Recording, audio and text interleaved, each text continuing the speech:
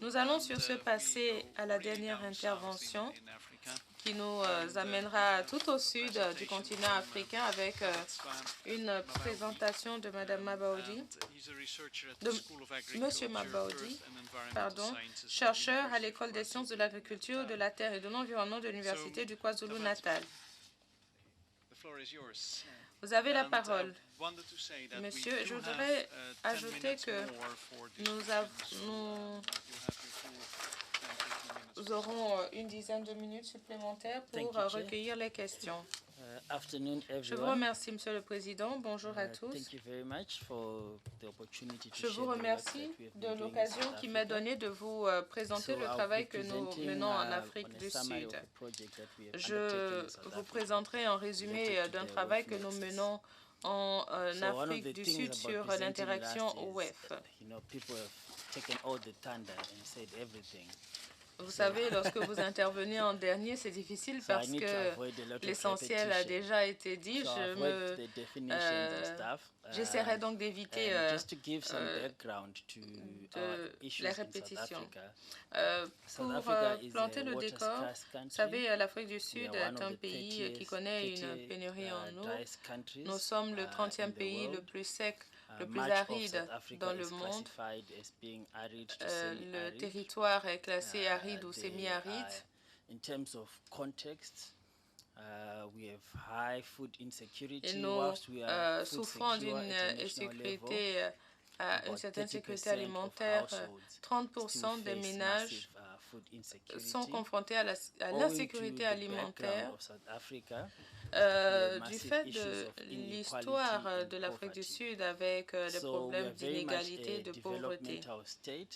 Nous avons des défis liés à l'utilisation durable des ressources, à leur gestion également.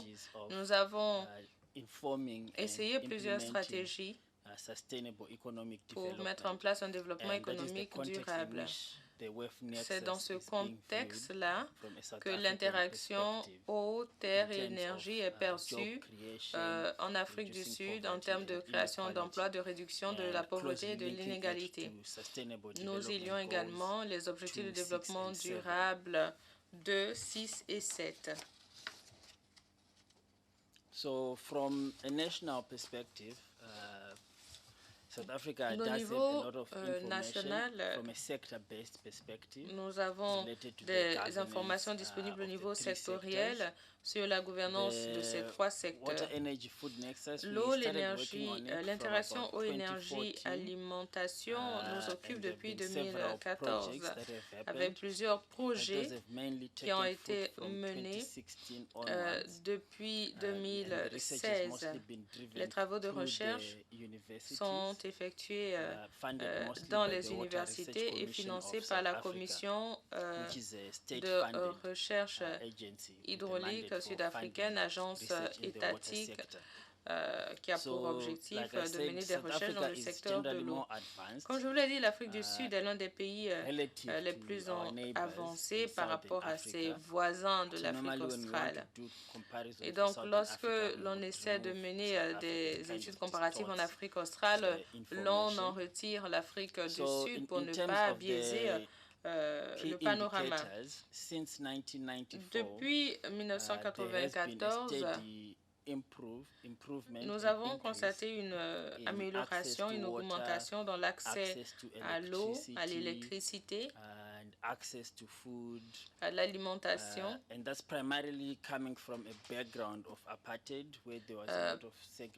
Nous sommes partis de l'apartheid avec l'exclusion, la ségrégation. Et la situation s'est améliorée depuis. Nous avons donc rompu cette pression inégale sur le système. D'un point de vue provincial,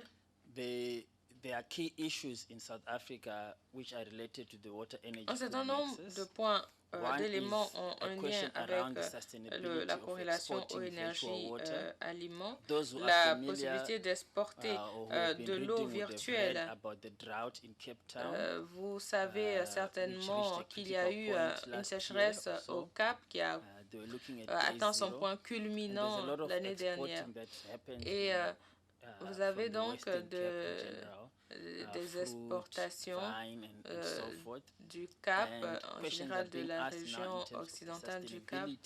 Et il est aujourd'hui question de la viabilité de cette province à l'avenir en termes d'exportation d'aliments que nous traduisons par exportation virtuelle de l'eau. C'est donc un lien clé entre l'eau, l'énergie et l'aliment, les aliments. Nous nous sommes aussi intéressés aux menaces sur les terres arables avec les plantes exotiques envahissantes qui colonisent les terres arables et les pâturages. Nous avons aussi des problèmes liés à l'expansion énergétique dans d'autres problèmes d'Afrique du Sud, tels qu'à Mpumalanga, où les concessions d'extraction minière ont été accordées sur des terres qui sont parmi les plus fertiles en Afrique du Sud, avec des risques, puisque ces zones se trouvent dans les bassins les plus sensibles du pays. Là encore, vous avez des préoccupations énergétiques qui supplantent les considérations alimentaires ou hydrauliques.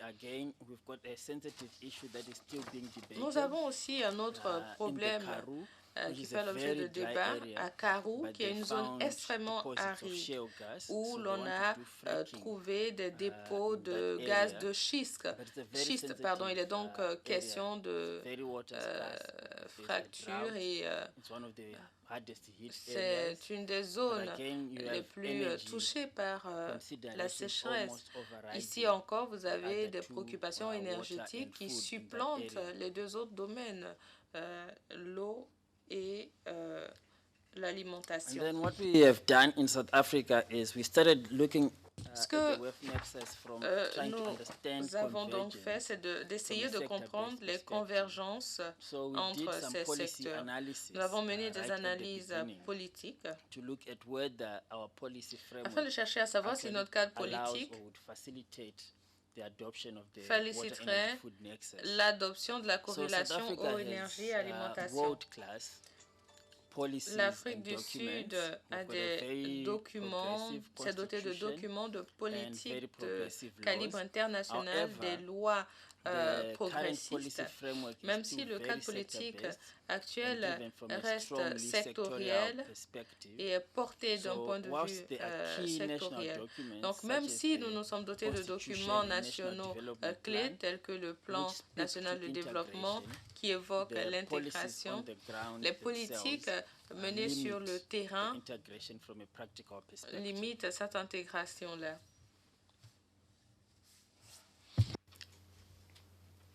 At a technical level, some of the things that we have been looking at, au niveau technique, nous nous sommes intéressés au besoin de diversifier notre bouquet énergétique. Contrairement à d'autres pays de la région qui dépendent de l'énergie hydraulique, le bouquet énergétique sud-africain est porté par le secteur du charbon. Il est donc important de le diversifier, de promouvoir l'énergie verte, renouvelable. Et tout récemment, notre président, dans son discours de la nation, a annoncé la nécessité d'innover, de créer une ville intelligente. Et l'un de nos principaux défis dans la gestion des ressources concerne l'éducation, l'accès aux informations. Ce qui me fait penser à ce qui des intervenantes a dit en début de réunion sur les femmes qui collectent le feu de bois et qui vont puiser l'eau. Donc, il y a une incohérence au niveau des politiques. Je vous ai parlé en début d'intervention du fait que l'Afrique du Sud avait atteint la sécurité alimentaire au niveau national, mais que 6,8 millions de personnes étaient confrontées à la famine chaque jour, avec 10 autres millions ayant un accès inadéquat à l'alimentation. Donc, c'est pratiquement 30 millions de personnes qui vivent dans l'insécurité alimentaire. Si vous prenez ces chiffres-là, vous constaterez donc une incohérence. Néanmoins, au niveau de la formulation des politiques, au niveau national, les choses avancent. Sauf qu'au niveau où nous devons amorcer le changement, au niveau des ménages, il y a une incohérence. Les politiques qui portent la sécurité alimentaire au niveau national sont robustes, mais au niveau des ménages, il y a des dynamiques qui persistent et qui exacerbent la pauvreté et les inégalités.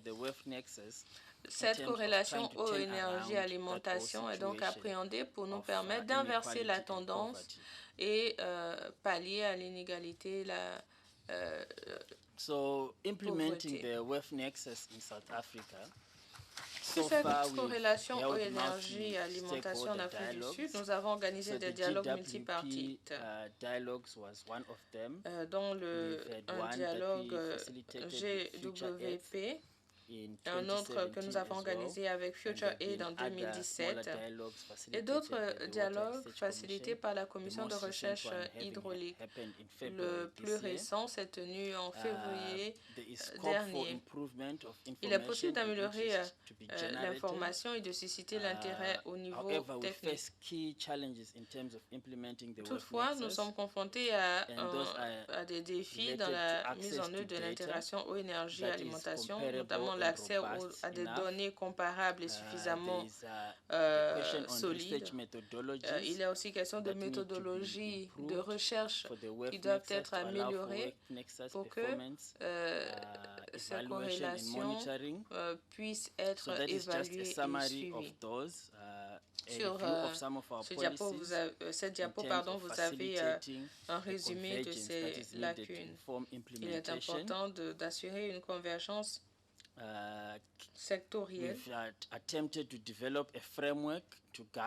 Nous avons essayé de mettre au point un cadre pour orienter la mise en œuvre de la corrélation eau-énergie-alimentation en Afrique du Sud avec l'identification des défis, les objectifs à atteindre, les résultats à atteindre, que nous avons à chaque fois liés aux objectifs de développement durable qui nous disent ce que nous souhaitons atteindre comme résultat en Afrique du Sud. Tout cela est porté par des politiques qui facilitent l'innovation et l'accès au financement, surtout auprès des bailleurs de fonds internationaux pour nous permettre donc d'atteindre ces objectifs-là. One of the limitations for adoption of the wealth nexus that we have identified from our research. Des pierres d'achoppement à l'adoption de ces innovations, c'est l'absence d'indices, de mesures et de modèles pour évaluer et quantifier les interactions eau-énergie-alimentation. Lorsque les différents secteurs essaient de collaborer, il n'en reste pas moins que les rapports sont effectués de façon sectorielle.